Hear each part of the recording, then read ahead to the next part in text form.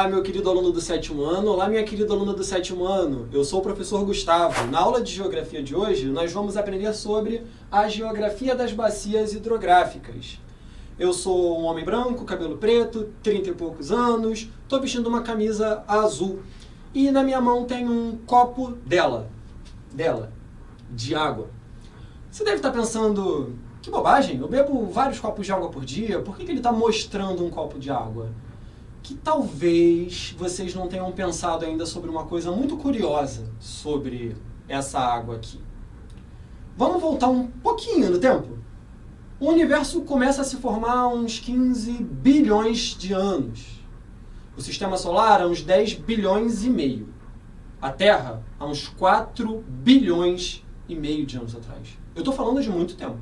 1 bilhão de anos, 1 bilhão é 1 e 9 zeros depois. A vida começa a se formar no planeta Terra há 3,8 bilhões de anos atrás. E o que a gente começa a encontrar na Terra há 3,8 bilhões de anos atrás? Água. E eu vou contar uma coisa para vocês. A quantidade de água no nosso planeta desde então não mudou em quase nada. Isso quer dizer que essa água aqui que está nesse copo, a água que você bebeu hoje mais cedo e a água que você vai beber, ela pode ter sido bebida por um dinossauro. Ela pode ter sido bebida por um faraó no Egito Antigo, pela Rainha Elizabeth I, pela sua tataravó no passado, ou pela minha tataravó. Como é bom ser nerd, né, gente? E mais uma coisa importante sobre a água. A OMS, a Organização Mundial da Saúde, recomenda que cada pessoa no nosso planeta tenha acesso a 50 litros de água doce e limpa por dia. Para beber, tomar banho, lavar louça e por aí vai, né? Pena que nem sempre a água vem na nossa torneira com a qualidade que a gente merece. Bom, na aula de hoje nós vamos aprender sobre as bacias hidrográficas, ver o que são, como se formam, mas antes a gente vai precisar relembrar algumas coisinhas de ciências, como os estados físicos da água e o ciclo da água.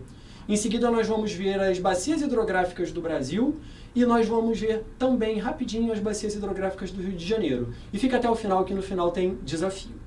Então, para falar sobre os estados físicos da água, eu trouxe uma imagem bem bonita para mostrar.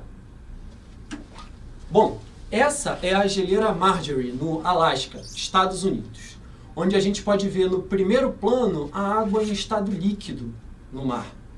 Ali, no segundo plano, a gente vê a geleira, onde a água está em estado sólido. Gustavo, e a água em estado gasoso? A água em estado gasoso está diluída no ar. Essa, infelizmente, não dá para a gente ver. Mas eu vou passar agora para a próxima imagem. E na próxima imagem a gente vai ver como a água se transforma, o ciclo da água.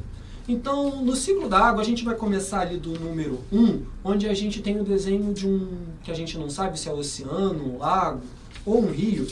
E nesse desenho, a gente pode ver a água em estado líquido evaporando. Essa água que está evaporando, ela vai se condensar e formar uma nuvem.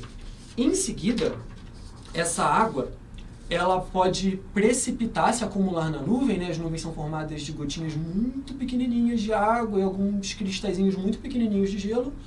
Ela pode ficar muito pesada e precipitar, em forma de chuva, de gelo, de neve. E aí ela desce e escoa pelos córregos, pelos rios. Parte dela se infiltra e vai lá para o número 6, para o lençol freático, de onde ela vai voltar para o oceano, para um lago ou para o rio, e o ciclo começa todo de novo. Aí, voltando para mim, eu tenho uma pergunta importante. E a gente? Em que parte do ciclo da água a gente se encaixa? Para isso eu trouxe uma música para vocês. Mas fiquem tranquilos, eu não vou cantar. A gente vai ler juntos. Está na próxima imagem. Essa música é do grupo Palavra Cantada e o título é Água. E começa assim: da nuvem até o chão, do chão até o bueiro.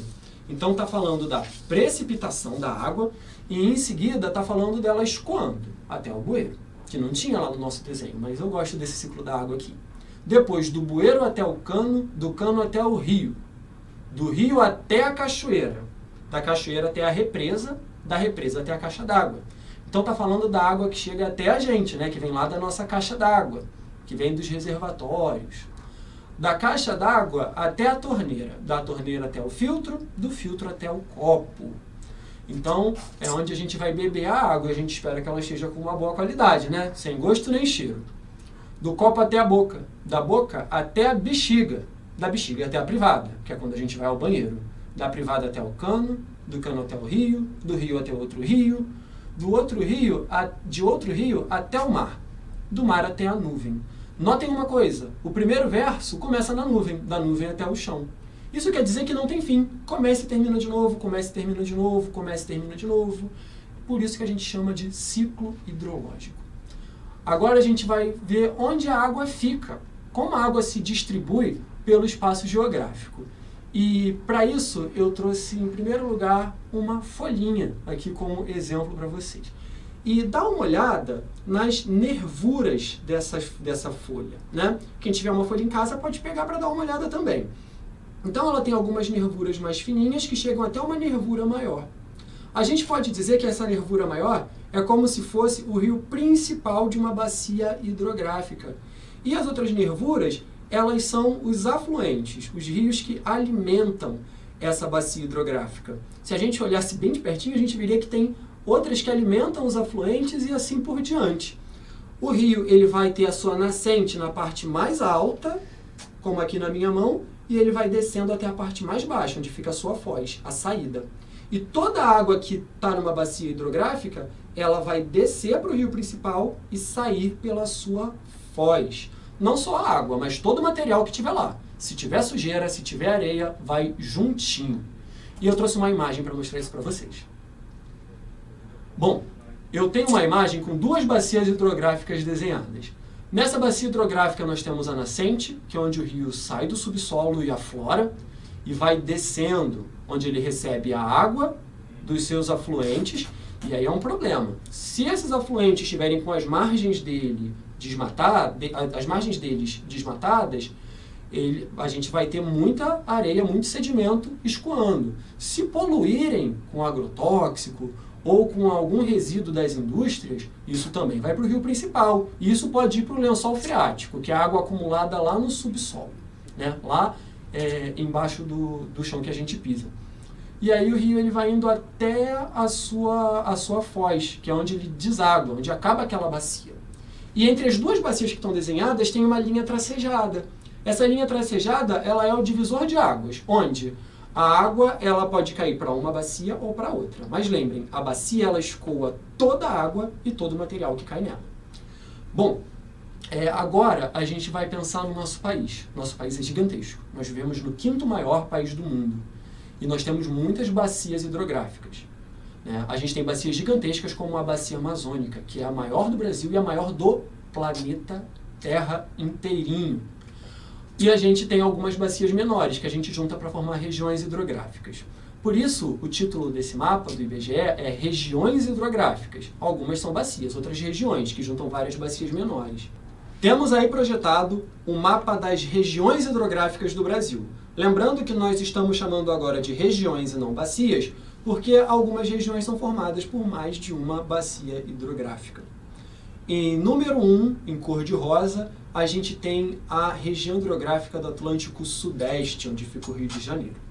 Em número 2, em verde, gigantona, esse verde mais escuro, a bacia amazônica, que é a maior do Brasil e a maior do planeta Terra. Inclusive dá para ver ali em azul bem forte o rio Amazonas, que também é o maior do mundo. Certo? E em número 3, um outro exemplo da região hidrográfica, número 3, do São Francisco, que nasce em Minas Gerais e deságua lá no nordeste do país. Agora, a gente vai voltar para a nossa cidade, vendo a próxima imagem. Nessa imagem, nós temos as subbacias do município do Rio de Janeiro. A gente chama de subbacias porque elas não são bacias completas, mas elas juntas vão formando bacias. E eu destaquei ali a subbacia do rio Sarapuí, que pega o bairro de Bangu. O rio Sarapuí ele deságua lá na Baía de Guanabara, que está sinalizado ali. E agora volta para mim, que eu quero falar uma coisa importante para vocês. Já ouviram falar dos comitês de bacias hidrográficas? Os comitês de bacias hidrográficas, eles são uma representação de várias pessoas da comunidade que se juntam para cobrar do poder público, cobrar dos nossos governantes, cobrar também das empresas que cuidem bem da qualidade da água que chega até a gente. Então, os comitês de bacias hidrográficas são muito importantes. E recapitulando, na aula de hoje, nós lembramos um pouquinho dos estados físicos da água, nós lembramos um pouquinho do ciclo da água, vimos o que são as bacias hidrográficas, demos uma boa olhada nas bacias do Brasil e nós também demos uma olhada nas subbacias do Rio de Janeiro. Então agora eu tenho um desafio para você. Vamos projetar o desafio? Então, primeiro, eu quero saber onde nascem os rios, meu pessoal. O rio ele nasce, alternativa A, na nascente. O rio nasce, alternativa B, na foz. O rio nasce, alternativa C, no leito. A alternativa correta é a A de abelha. O rio ele nasce na nascente. O próprio nome já indica, né? Que é onde ele aflora lá do subsolo e chega até a superfície. Foz é onde ele deságua. Se a nascente é o início, a foz é o finalzinho, certo? E o leito é o caminho que o rio percorre desde a sua nascente até a sua foz. Vamos lá. O que pode prejudicar a qualidade ou a disponibilidade de água numa bacia hidrográfica? Poluir pode prejudicar a qualidade ou disponibilidade de água? Cuidar das matas pode prejudicar a qualidade ou disponibilidade de água? Estudar pode prejudicar a qualidade ou a disponibilidade de água?